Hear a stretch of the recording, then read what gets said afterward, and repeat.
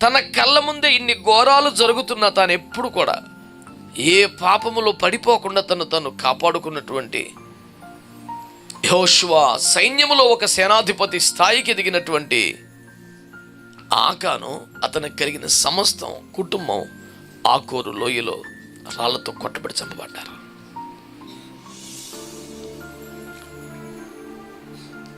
చిన్నప్పటి నుంచి అతి ఘోరంగా, నీచంగా, అసహ్యంగా అనేక కుటుంబాలు నాశనపడే కారణమైన పాపిష్టి మనిషి మొత్తం బతికిపోయింది.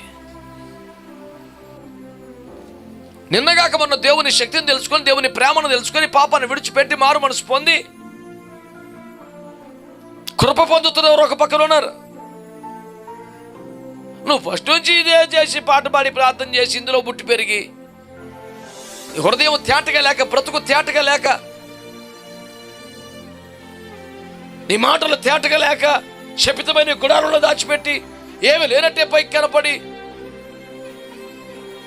నువ్వు దాసిని అన్ని తీసుకెళ్ళి అందులో పెట్టి చంపేశారు.